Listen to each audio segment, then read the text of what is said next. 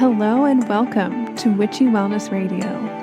I'm your host, Lauren Chalantani, women's holistic health coach and fellow recovering perfectionist.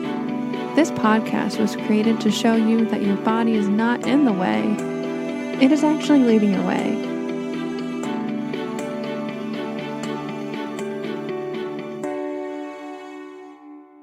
Welcome back to Witchy Wellness. You are listening to episode 191, The Sage Method with Isabeau Maxwell.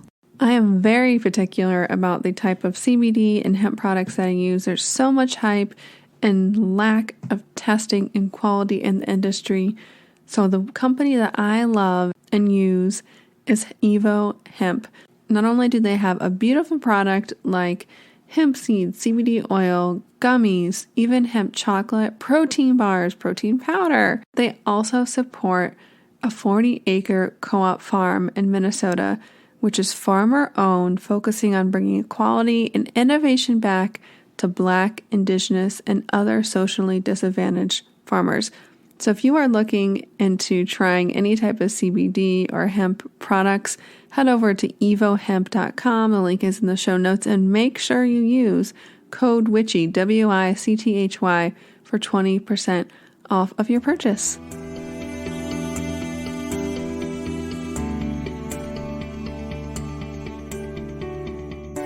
Well, welcome to Witchy Wellness, everybody. This is a show you learn how your body is and emotions are not in the way. They're actually leading the way. And today we can talk with the amazing Isabeau Maxwell about all things intuitions versus your own intuitive ability and the Sage Method and so much more today. I'm so excited. This is a very Witchy Wellness worthy episode. One of the leading spiritual coaches in intuitive development, Isabeau Maxwell brings deep channel knowledge and personal understanding to spirituality. She has been helping people connect to their authentic, natural, intuitive abilities for over 15 years. Isabeau is an internationally known medium, author, and teacher who has touched the lives of people throughout the whole world. Isabeau is a founder of the Sage Method, a life-changing intuitive training program that teaches people how to open their intuitive abilities and live an authentic and blissful life. She is also the creator of the online community and app, The Sage Circle, Discovery Meditation, and she is the author of Cracking Open Adventures of the Reluctant Medium. Her newest project is the podcast Otherside Chats, where Isabeau is ready to share her mission to humanize people in spirit and remind listeners that ghosts are people too. And I'm so honored to dive into the unknown with you today, Isabeau. I have been looking forward to connecting with you. You and I connect on so many levels. So, oh yeah, it's going to get juicy. This is going to get like deep into the ethers, into the the woo space. But I always start off the same way, is asking, we're always continually on this journey. There's no just like, I'm healed or I've ascended. I don't think we'd be here in this physical form if we were. But how did you get into this work? There's always some beautiful hero's journey, even if it wasn't some full body awakening. But there's sometimes even if just these little breadcrumbs through our lifetime, which is our intuition leading the way. That's what I tap into in the show's motto. How did you start to align into your own flow to co-create the work that you do now to help other people do the same?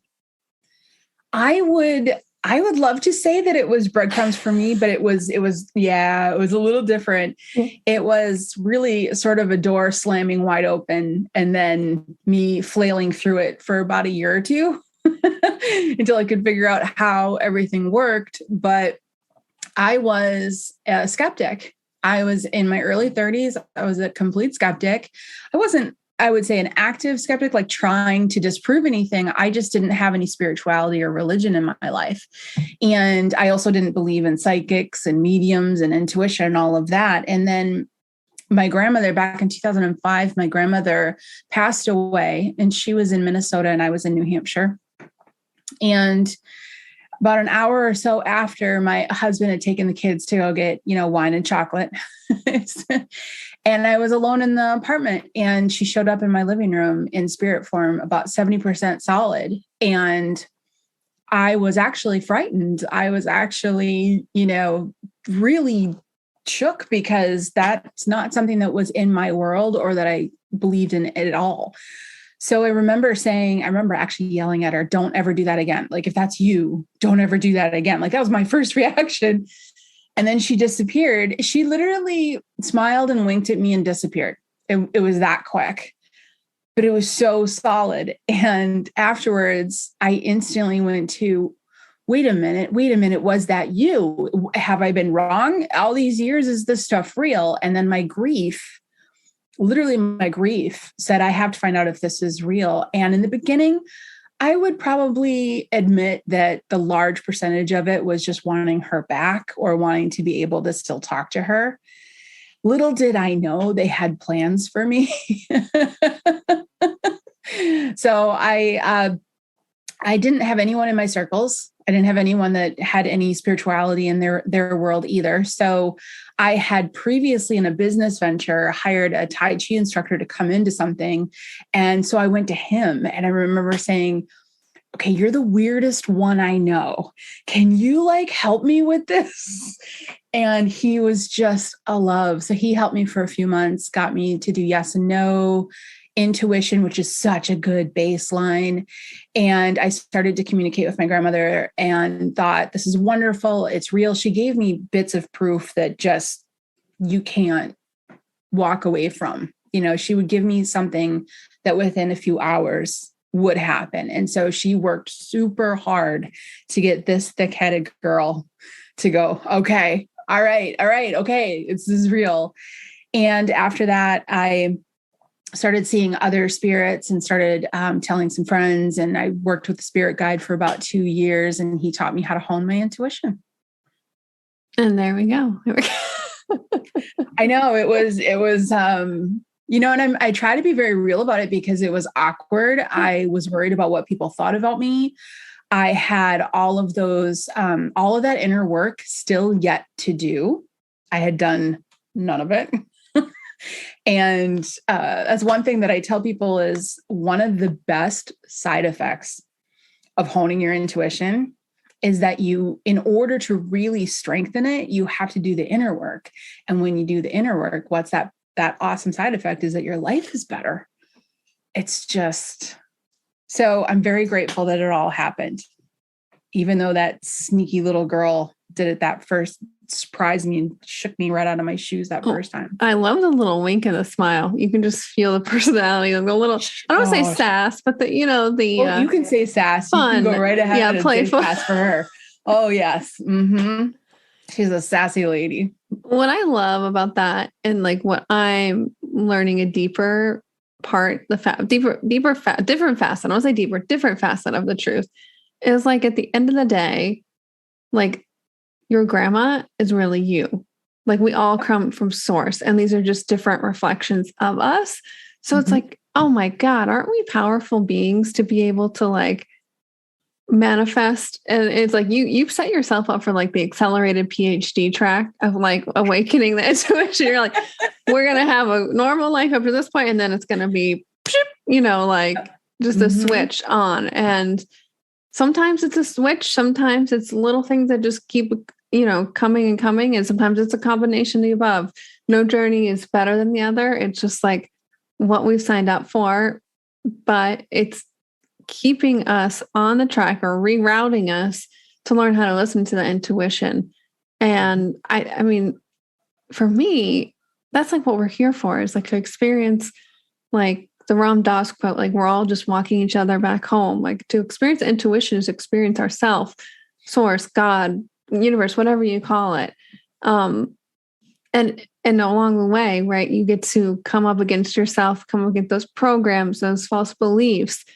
And when we start doing this work, and even when we're are seasoned at it, because it's, I would love to say that some days it's just you don't know what is up and down, and you have to keep doing your practices to become present and trust yourself. But let's jump into intuition is speaking to us versus us getting stuck in our head and those anxious spiraling thoughts. And how can we understand those differences? Because sometimes it's really tricky. For me, those thoughts and those programs are very sneaky little sly things. Yeah. Yep. Aren't they? And what the one thing I find when it comes to developing your intuition, distinguishing between imagination and intuition, things like this, I find that the sensations and the feelings are involved are so subtle at first, and that's the kicker. But once you lay your awareness on them and you continue to do that over and over, then you start to feel the subtle difference between the two. And that's really what I work with people on, is to say, hey, when it comes to imagination, intuition, for example, when it comes to your mind just sort of making up thoughts and you're not sure, did I make that up or didn't I make that up? Imagination is a push. Intuition is a pull. And they're very subtle. It's a very subtle difference. It's hard to know.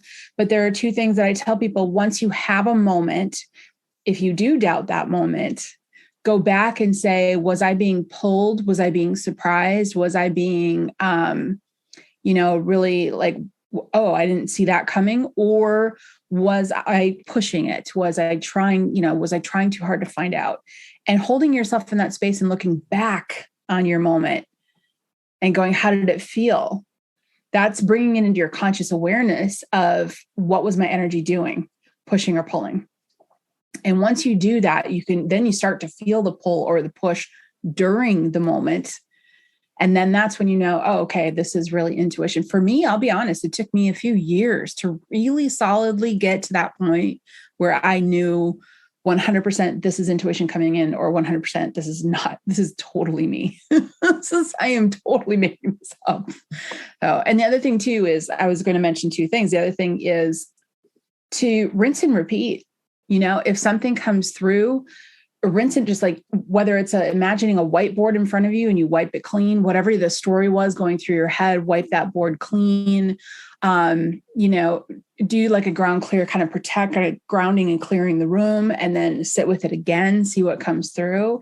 And lastly, I would say, if at all possible, you can get your intent out of the way, then it will be purely intuition. Because when you want, that's when everything comes through. People are like, well, it's hard to get information for myself. It is. It's super hard to get information for yourself because you want something.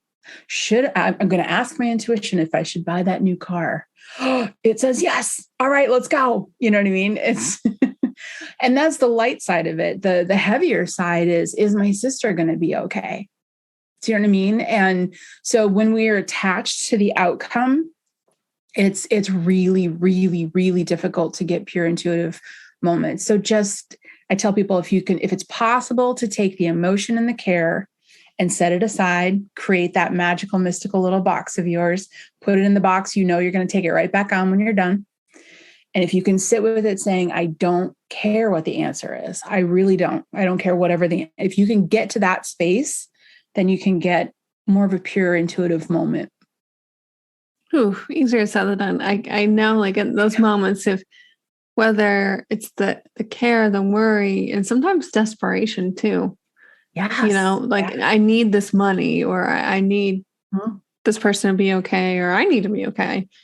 Yeah. And which leads me to my next question is like, how do we get there to that like listening point? And let's dive deeper in there, because for me, emotionally speaking, we I had to work through like not wanting to feel my emotions. So, those got pushed down, and allowing them come up, release them, and like what's underneath. And for me, I rarely, something really gets me in that present moment and I'm able to listen. If I'm stuck in my head, journaling helps a lot. I'll start writing a little bit about me, and then something, higher self, whatever comes over, and it's writing to me. And I read it, I go, oh, did I just do that? No, some I did, but some higher version of myself said that's what I needed to hear. And that's what a lot of my podcast solo episodes end up being, or channel messages to me, but everybody else needs to hear.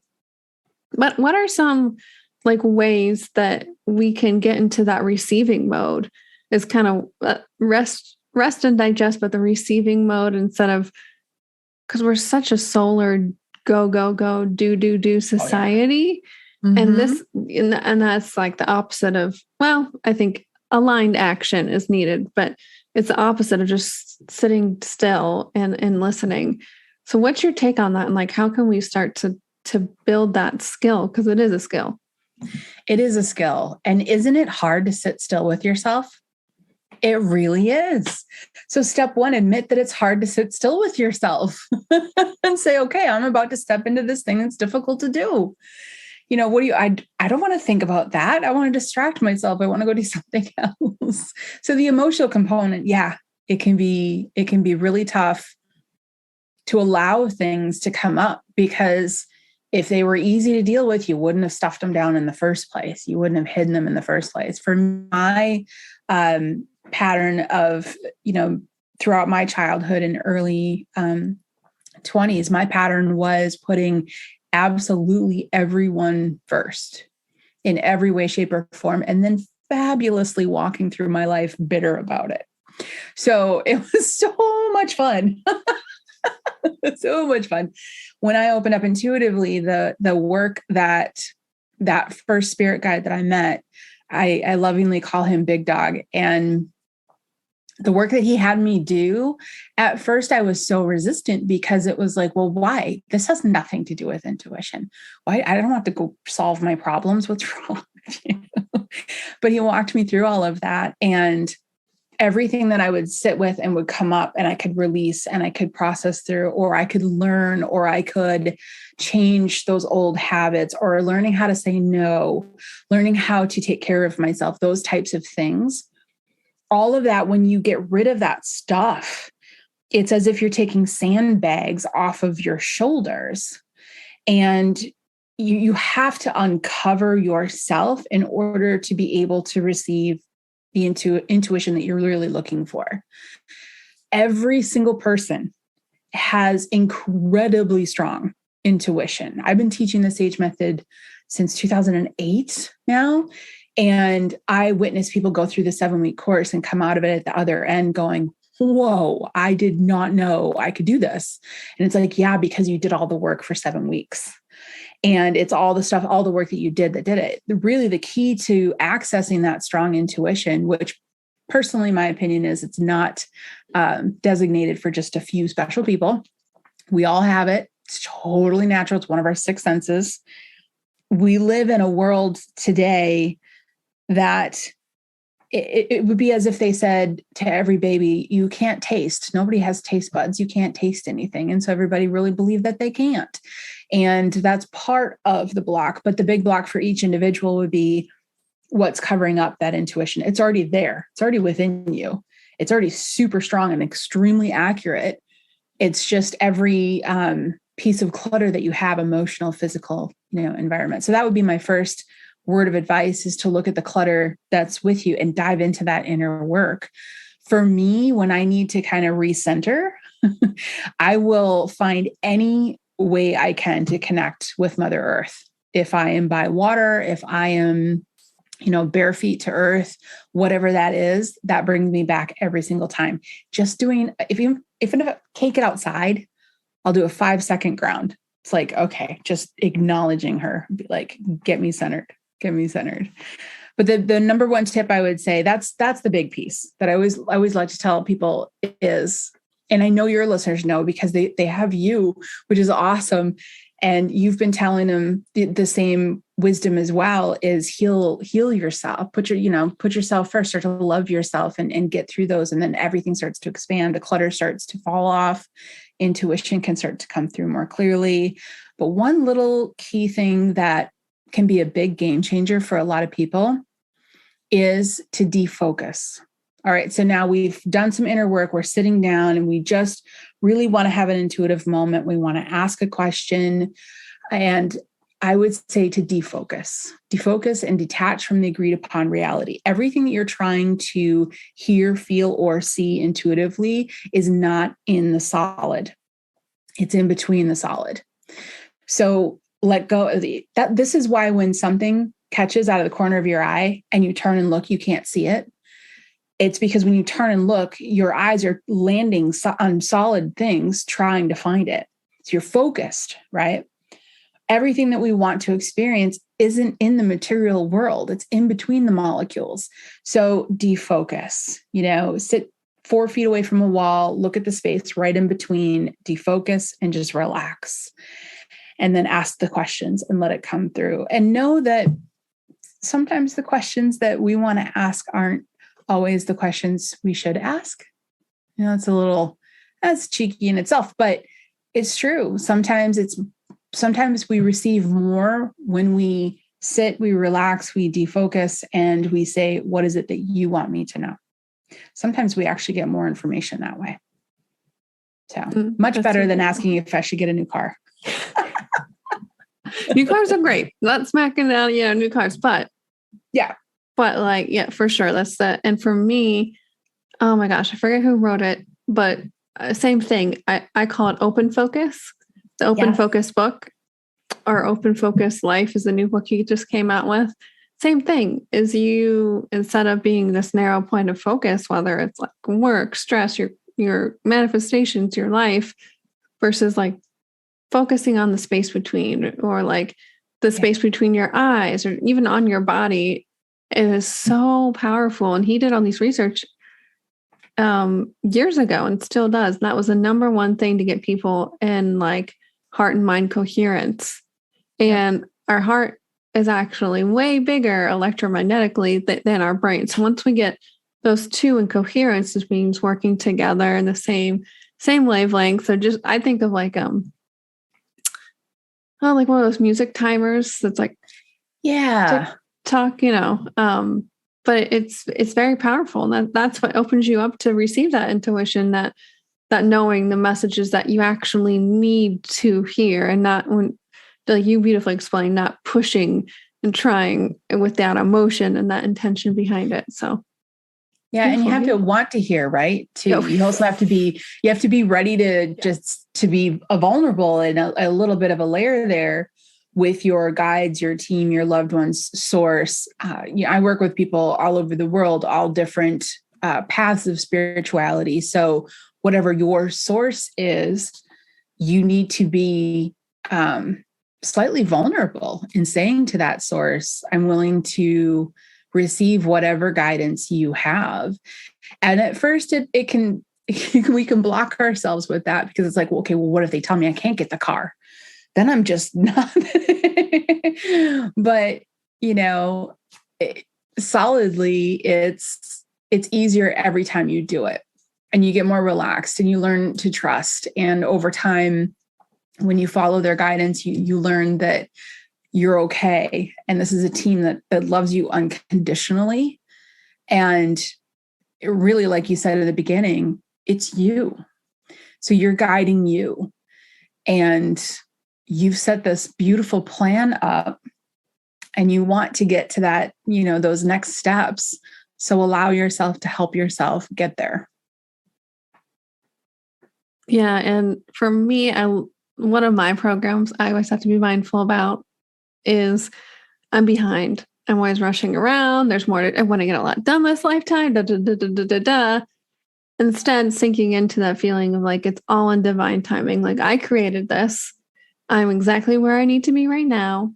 And that is the kind of energy to get you where you want to be, but to be here now and be in the energy, that frequency now, to receive that information, to be able to take that aligned action. Because I'm equally a proponent of, we still have to take the action. We still have to live here, right? We still live in this 3D environment. I would love to just meditate all day long, but not there. Maybe one day I'll manifest that. But you hinted at it before. You teach the SAGE method, which stands for spirituality, alignment, growth, and empowerment. All my favorite words right there. I love those words so much. Them. Yep. Could you dive into more, like, I'm sure we already covered it, but like what that SAGE method looks like? It sounds like a 7-week container, all the fun, juicy details for us to tap into that intuition. Absolutely. Yeah. I've been teaching it, like I said, since 2008. And I didn't expect to teach anything like this. For me, when I first opened up, my first instinct was go to a class and go learn how to use your intuition. And I went to about 3 or 4 different classes at 3 or 4 different teachers and found that all that they did was say, here, read the card or tell me what's coming through. And it's like, well, if I could, I wouldn't be here asking you to show me how. So a lot of the courses out there, it's, practice, and, let your natural intuition come through. And I'm just not wired that way. And if I'm not wired that way, that means I know there's a lot of other people that are not wired that way as well. For some people, they can literally go sit next to a lake, never having an intuitive experience, sit down, close their eyes and say, today is the day my intuition opens. And they can just sink right on in. Do you know what I mean? But then there are other people that need to, they don't need to, but it helps them to understand how things work. It helps them to understand how they're accessing it, how they're holding themselves, all that type of stuff. And I had to walk through all of that with my guide for those first 2 years. So I started with a few classes that didn't really help very much, met the guide, and the whole idea of teaching and learning and it sort of fell away. I was literally just hanging out with this guide and following his instructions.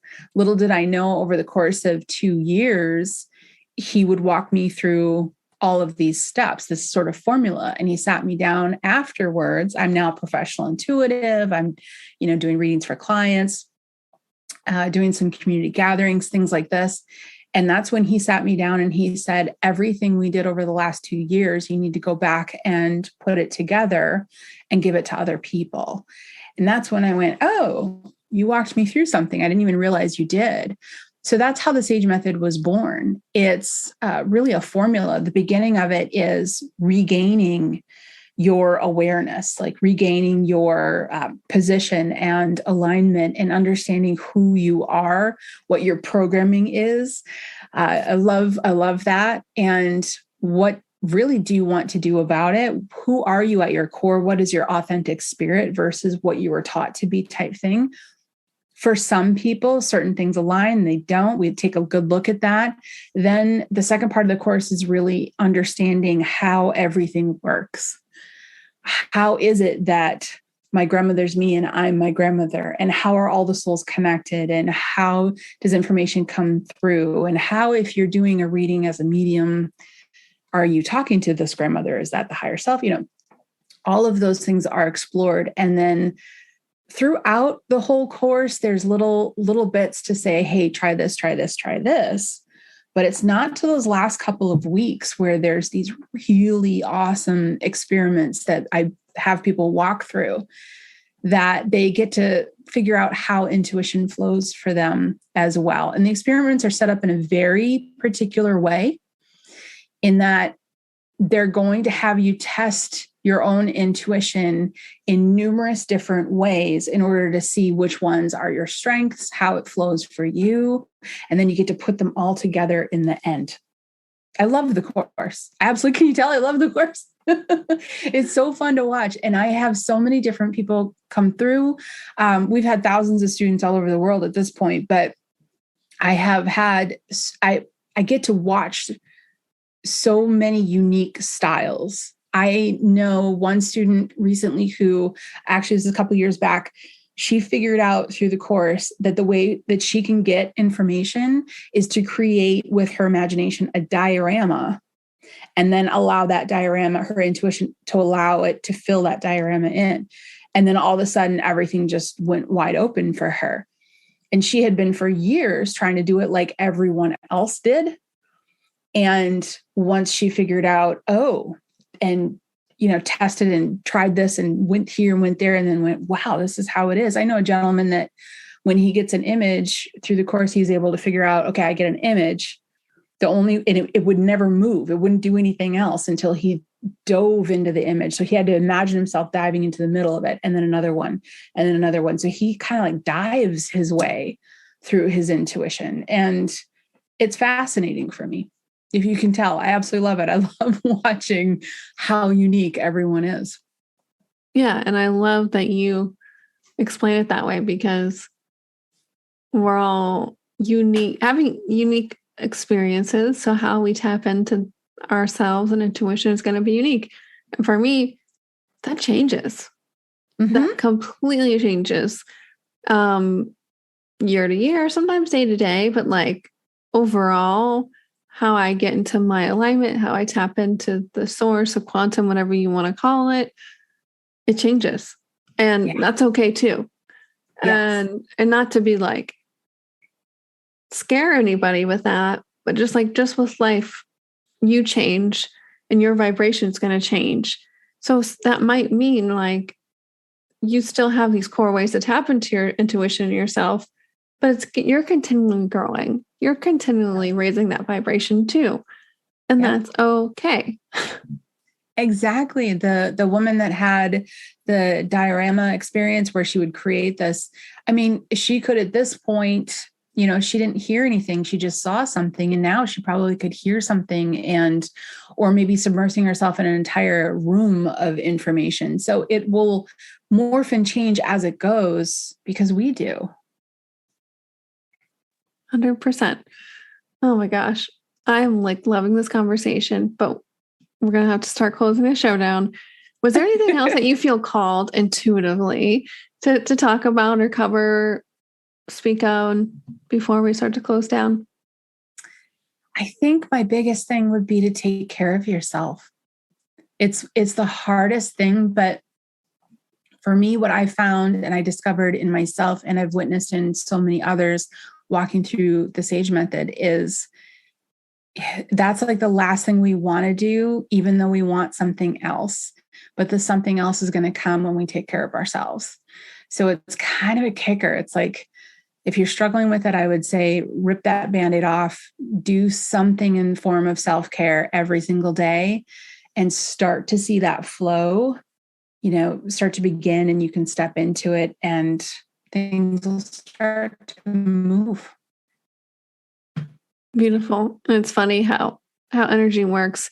Your audio was fine the entire time, but as you say, things start to move. When you said the word move, it got glitchy. It went really slow on my end. So I think that's hilarious. I feel like you're fine now, but I just had to say that to everybody else, depending on if it actually is on the recording.